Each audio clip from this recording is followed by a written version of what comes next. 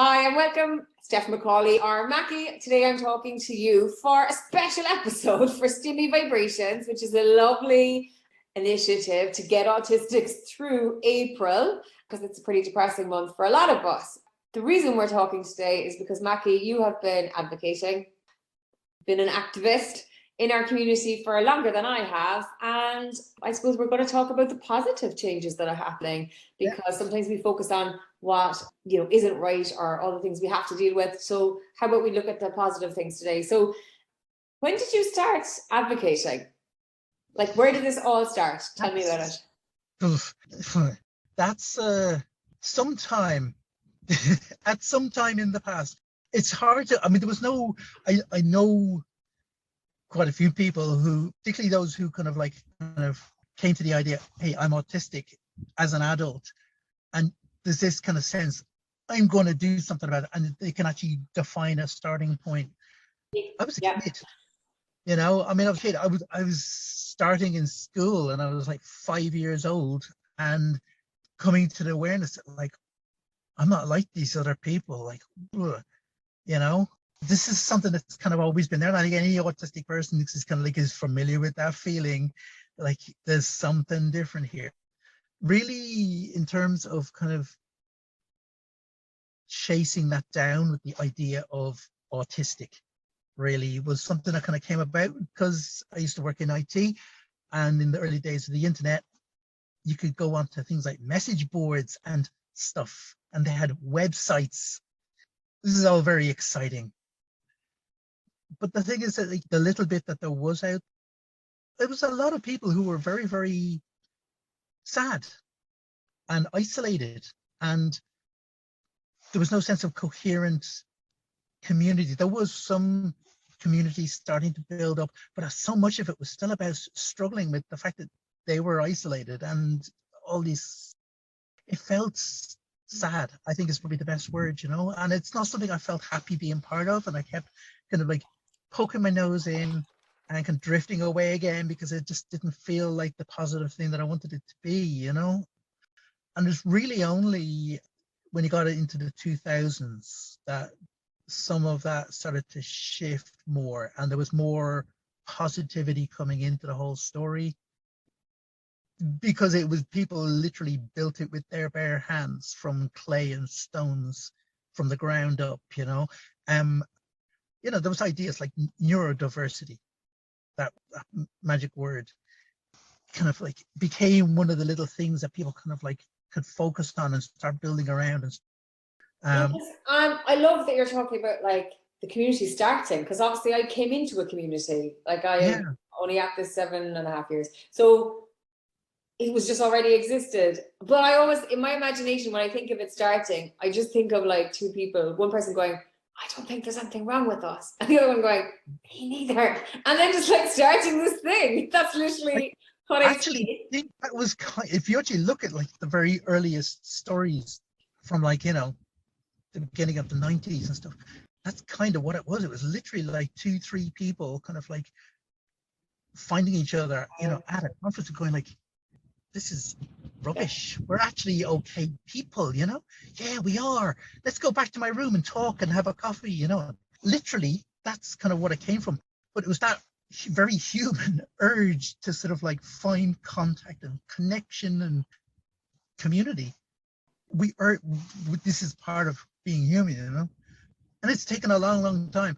And the internet was a magic gift because it allowed a very dispersed, isolated bunch of individuals to connect and start to bring things together. And there were so many dead ends and great projects that had their time and dissipated. And I think the thing that really made the difference was Facebook, because of what it allowed happen.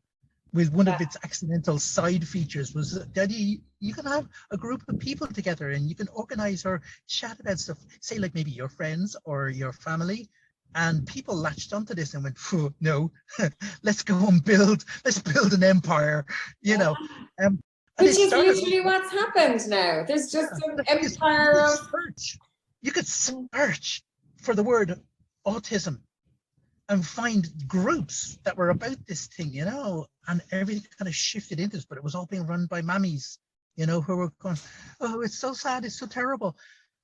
And people went, we could do this for ourselves. Let's go and build our own, you know. And I mean, you get the first few groups starting to build up, and they exploded. They were, I came across these things, you know, around about 2008, 2009, 2010, 2011, when those things were starting to sort of like come together. And I can remember the first autistic group that I joined straight in, and they were kind of, people were thousands of people playing this game, which was sort of like, how many movie titles can you name with 5 words in their title, or with, you know, a color in their title? And people were just throwing it because this is just so info dumpy, and everyone was totally into it. And I just went, ah, this is it. This is it. It's that instantaneous responsiveness that the earlier parts of the internet never quite were able to manage. And it was buzzy and fun, and people could stick pictures in there and stuff, and it was great. And that was when it really started to come together, you know. And there's been struggles, and like, be damn sure of this, there's groups out there which were founded, which were fantastic at one time, and which then became awful places, and things that died along the way. But I mean, that's the nature of that kind of world that we're living in now, that, you know, Yeah. so things have their time and they lose the place. Just message They boards, change, they grow, and they, yeah, things diversify, things email change. groups, long gone, you know, websites kind of had their day, blogs kind of had their day, you know, even Facebook is kind of, you know, everyone wants to TikTok now, you know. I don't, I'm happy out on Facebook. I'm Yeah, like, I okay, don't need to learn how to use yeah. another platform. Yeah, I mean, come on. But, you know, it is a process. You actually look back at it, is all the way through it has been this urge for connection, urge to express, urge to explore, you know. These are all amazingly positive things. And yeah, I mean, there's an awful lot of crap along the way, and you can find yourself accidentally tied up in stuff and online battles and people being horrible and all the rest. But I mean, you know, okay, so unsubscribe, block, walk away from it, just Yeah, they're there for unsub things. You know, the stuff is out there. I just think it is difficult now to look at the stuff, which a lot of it is actually very positive, and a lot of things that people are taking for granted. yes, I think, and that's the point I was just going to make. Like, a lot of people do take this, they do take this for granted, and I think I'm always really mindful of. I always say, like, I'm standing on the shoulders of other people. You know what I mean? Those people who started all this off. It's very, I mean, okay, it's not very easy for me to do what I'm doing today. It's easier for me, very easy for me to kind of do this and say, than it was for someone to do this 30 years ago. Could you imagine if, like, an autistic person, you know, said, I'm running a conference or a course on autism, come listen to me. Sure, like, and on their own. And this is the thing, because any of us who are doing things, like, I'm definitely, I mean, this is, you know, I work alone and I collaborate with other people, but it is that sense of community and that support of knowing I'm not on my own that actually keeps me going. You see, so, you know, to people on the outside, I probably appear quite independent. I'm not. I'm relying on, like, a whole community of people and all these other people, you know, and it's really important. I think that I think it's important we pay homage to that too, because I think sometimes people, you know, we all maybe forget at times that, like, any achievements we have right now or any advances are all built on, like, what you're talking about, like early days, the history of our community. But also, look how amazing it is, like, that you're talking about, like, the 90s. That's only, like, what, 40 years? You know, look at the... Look at the... 1992 is 30 years ago. Yeah. So what do you think are, like, the biggest changes that you've seen? I mean, I've seen a lot in my...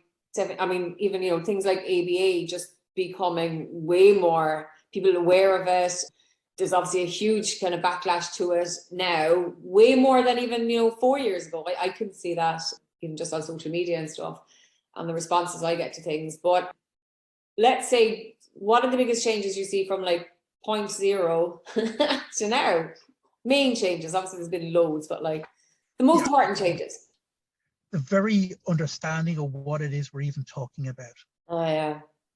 Because literally, we've gone from a world where disorder, impairment, inability, those kind of words were kind of like integral to the whole discussion.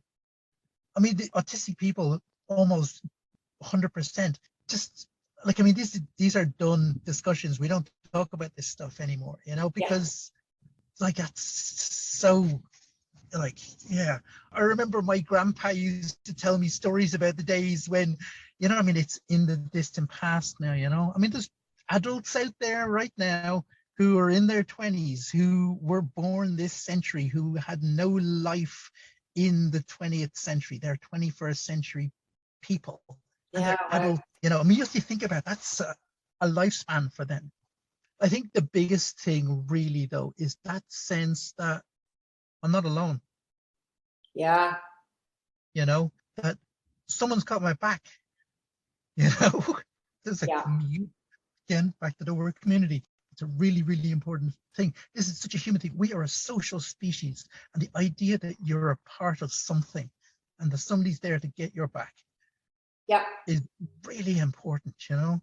I mean, I can remember, for me, one of the crucial things was in 2014 when somebody came up with an idea that the Autism Speaks Facebook page had like 4.8 stars rating in their reviews. And it's like, we could knock that down. And in the space of, I think it was 4 to 5 days, that went from a wild idea on some subreddit to a global campaign that literally obliterated the thing. We are talking about something in the region of 15,000 one-star reviews in the space of a few days, out of nothing, out of somebody just making a quip online. Wow. The sense of community power, the sense we did that on our own. Like and that's huge because empowering thing. Yeah. And that went down to 1.2 stars. Probably really, when it actually kicked off, it took about 18 hours to get from about 4.6, 4.8 down to 1.2. At which point we don't know what happened because they actually turned it off. They realized what we'd done to them and there was no way they could get back on it. No. For me, the world changed at that point, you know, and I know it did for thousands of other people who took part in that. But it's little moments like that. Those are little pieces of history that most autistic people now have no idea, then didn't even know how ever happened. Again, those are just all part of what gives tone to the environment and the context in which that community sees itself, and a sense of self-assurance and things like that. Yeah. That's where it comes from. That's where we build from, you know? That's it, because so many of us feel powerless or have... That was a long time ago. This is ancient history. What? That was 8 years ago. 8? 8 years ago. Ancient history. Is that only 8 years ago? Like that's really only not a long time but ago. Also, that's the distant past. And you have to think about that. That's how fast things change. Going day to day, it seems like a slow drudge, and it seems often it feels like it's impossible, or like literally, we're changing the world one person at a time, 7.7 billion to go. But, you know, like the world has changed vastly. Yeah, but look at the power of community, and look at the diversity of our community. I mean, you people like you and me, we teach, we train people, and write books for kids. You have people who are just creating, that's what our, there's just people kind of create things popping up all over the place, different ways that people are, there's obviously tons of us on social media, educating people that way. It's just in so many different ways. You've got like in that Autism Stones group in Ireland, which like, what a beautiful, where people write messages on paying stones, positive messages about autism or being autistic, and leave them in spots for people. I'm like, that's literally Stone Age social media messages for people. But like, how amazing is that? It's like our messages are getting out. But our messages are just getting out in so many different ways, and ways that we probably aren't even aware of. And there's a ripple effect to everything we do. And I know, there are times where you just, you read an article or something happens, or, I remember, like that, having maybe 80 people at a talk, explaining what trauma is to them, and just like really having like a really good evening and a really good response, and people actually going, whoa, I think my kid actually has PTSD, not, you know, all these things going on. And then the next day there was like some politician made some stupid comment about somebody being autistic, and it was just like the whole nation was talking about us in a derogatory way, thinking, you know, and it's just like, I just reached a few people last night, and now Yeah. some misinformed person is after like putting this out there. It's all over our media, reaching hundreds of thousands of people. And, you know, I was like really annoyed, but I try not to focus on that stuff now. I'm like, but things are changing. You know what I mean? Things are really changing. You know what? Something that happened there a year ago was world pop icon Sia, who Oh put yeah. out blew £1 million of somebody's money on their little kind of vanity project called Music, about this autistic kid played by her non-autistic Prodigy. Prodigy, what's the word? minor Yeah. little kind of video performer, and it was appalling. But it was pretty much universally slated by autistic people. But what was fascinating about that was you could go onto websites like Wired or Jezebel or something like that and see non-autistic people eloquently dismantling all the things that were going wrong with it. You could go onto sort of like the New York Times or the Guardian or the Independent or the Irish Independent and see people there, non-autistic people, eloquently dismantling this stuff. You can go onto YouTube and watch any one of them. Probably, I think it's about 100, 150 videos now. Wow. Breaking the thing down. Everything from like a 6-minute video down to sort of like an hour and a half long videos, breaking this down. There's TikToks about it. There's people making memes out of the damn thing. Not because there was like, you know, an incredible number of autistic people out there who could like working 24 hours a day to sort of like kind of like dismantle the thing and talk sense about it. Half of the people talking about it aren't even autistic. Yeah. I think for me, actually, watching that whole thing on Twitter, I was like, this is amazing. Like, I felt the really kind of strength of our community, and and allies, because sure, that's, I mean, allies are part of our community too. And you just really felt that kind of, that power. It was really cool. That actually, yes, that's a really good thing to talk about, because that is a real sign of change when someone is, you know, basically pulled up on things that aren't okay with us. Like that's I mean, amazing. it is. I mean, it's becoming an increasingly common, particularly online And that's experience. kind of what I You see meant. something and you think, whoa, hang on, I need to step in here. And then Yeah. you go have a look, see, and there's 500 bloody comments, and most of them are not But from that's the autistic people. thing. You know, that's kind of what I meant. Like, you know, some of us are So training people, some of us are leaving stones, some of us are like educating people on, you know, objecting, protesting, campaigning things, you know, to change stuff like that. And it's working, you know, so there's so much going on. Yeah. I mean, well, okay, do you know what? Like, let's say someone is listening to this and it's April and they're like, I can't hack any more jigsaw pieces on newsfeed or whatever. You know, I think it's important that they know change is definitely happening. And to me, it is happening fast. I know it's not happening fast enough and kids are being abused and there's all that kind of stuff going on, but, you know, we need to focus on what is happening. What pitfalls do you see? Let's say someone is going, right, I'm actually going to, let's say they're deciding they're going to do some advocating or try and change people's minds somehow. What would you tell them to do and what would you tell them to avoid? I don't know what avenue this person might take. That's a totally. Do you know the number one? Here we go. We were talking earlier on about clickbait and stuff like that. How about this one? One cool trick. One cool trick, and this is a one cool trick, and it really is a good one, and it works. If you're normally, when the situation arises where you're thinking, you know what, I need to actually step in and advocate here, it's almost never you and the person you want to go and talk to who's kind of got wrong ideas. There's almost always an audience, and particularly online, there's always an audience. You know, when you're talking, your audience isn't the person that you're trying to talk the words to. It's all those other people, because they're the ones you want to change. Your job is to persuade them that you're making sense and the other person is misinformed.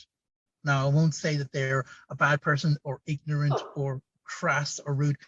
They're just misinformed, right? And you're there to help other people reimagine and see things from your perspective and how it looks from your point of view, and let them draw their own conclusions. It's like when people are writing good fiction, they don't go to sort of say, here's the story, and here's the moral of the story. This is why this person was the good person and this person is the bad person.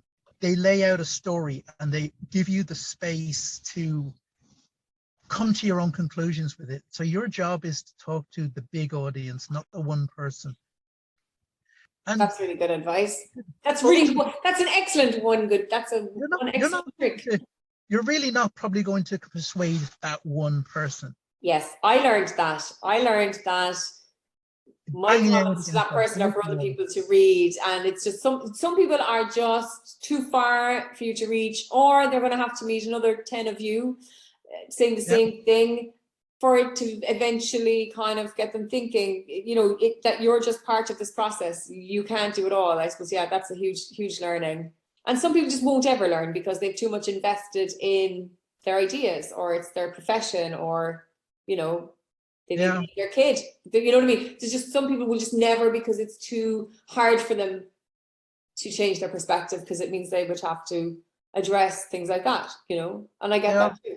And I mean, let's be honest about it. I mean, there are things like learned behaviors, cultural norms, and the biggie, a person's sense of their own dignity and their ego and self-respect and stuff, which no matter what happens, inevitably get tied into any time that they express an opinion on something. So if you dismantle their opinion, it is read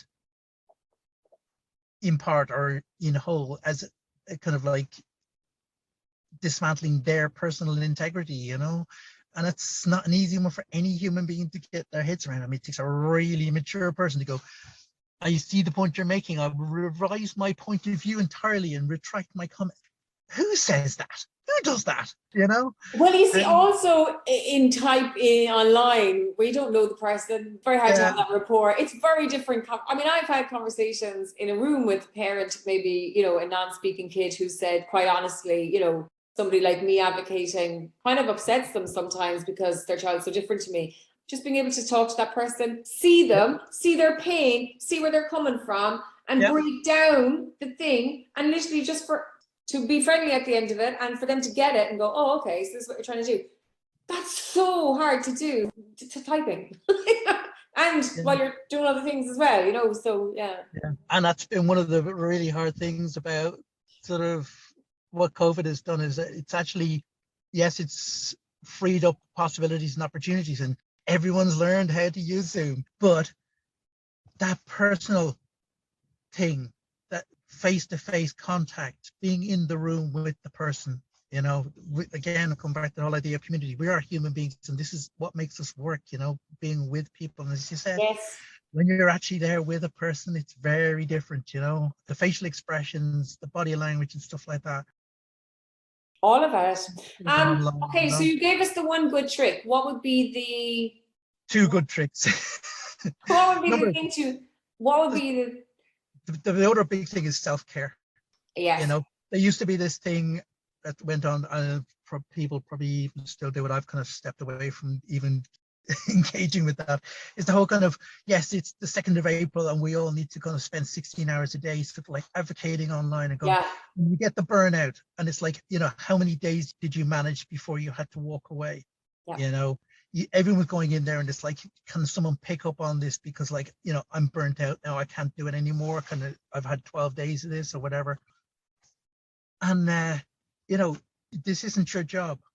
It might feel like a vocation and it may be something you're passionate about, but it isn't your job. It isn't your responsibility. You have no legal obligation. Wreck yourself over this. Do what you can when you can, and when you can't, community exists. There's always going to be another person there who's actually had a good night's sleep and who's going to be able to step in and do it for you. You don't have to be that person every time.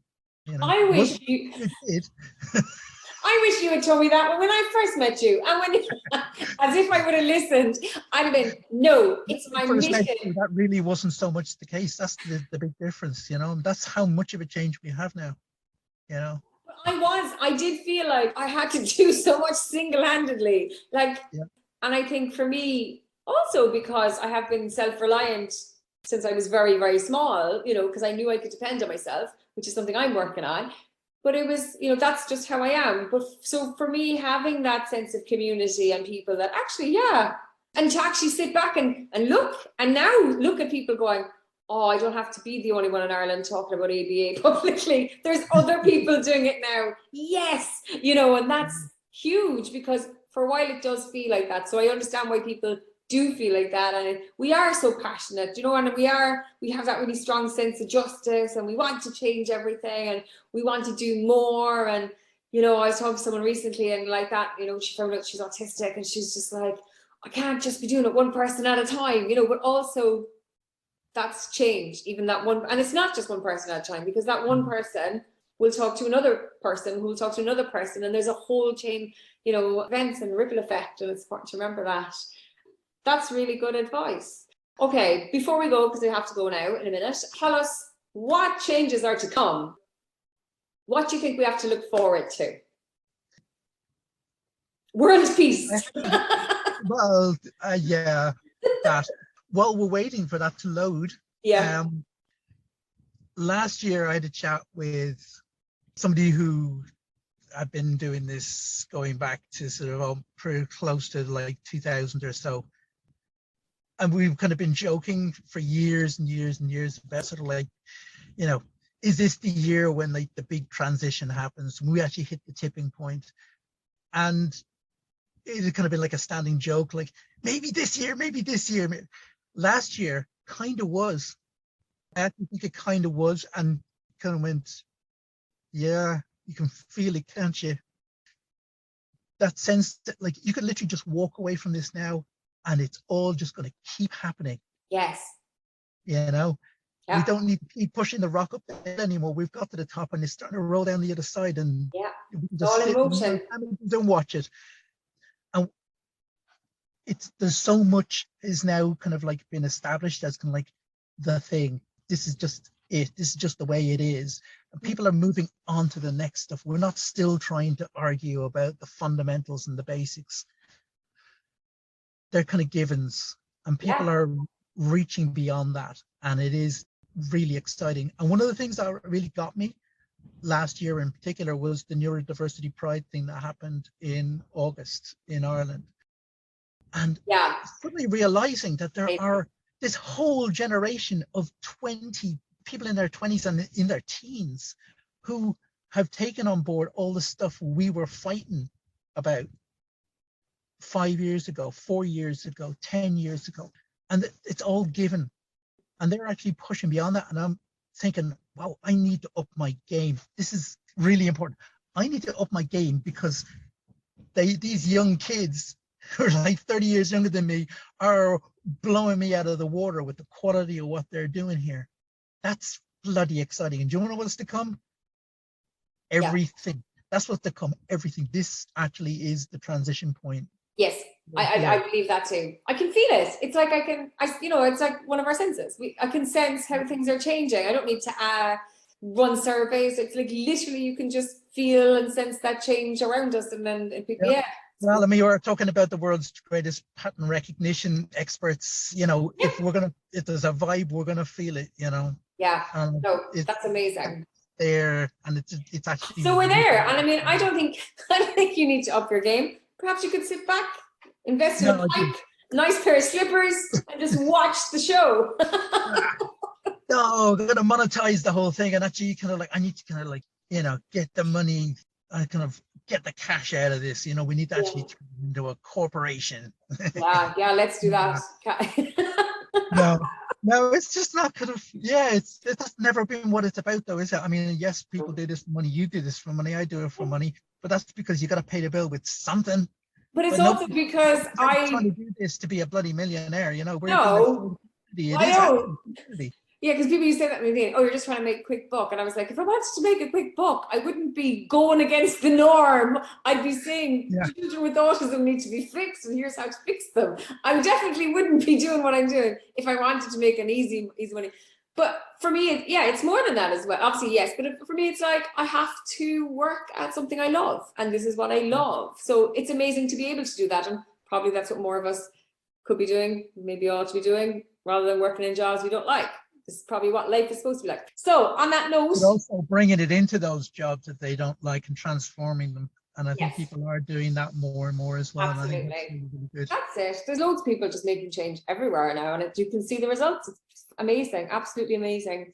Okay, One thing I Maggie, just say though, can I just say one thing about April? one thing, and it has to be very short because I do need It to is go. really short. It's just bloody April. Okay, it happens every year, and every year people come along and do ridiculous fundraisers and chuck ridiculous, inappropriate stuff online, and it's stuff turns up on the radio and the TV and whatever.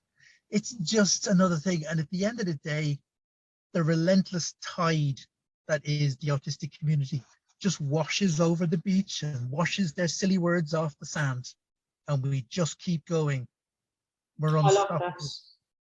I love that we just wash their silly words off the sand. Well, that's a beautiful quote. That's another one I'm going to quote you on. Thank you so much for this chat. I hope everyone listening to us enjoyed it, and that we'll take on some of this advice and get through April, and not just get through it, look forward to all this positive change that is happening right now and is coming. Thank you so much for talking to me again, Mackie. I'll talk to you soon. Thanks, everybody. Bye. Bye-bye. Right.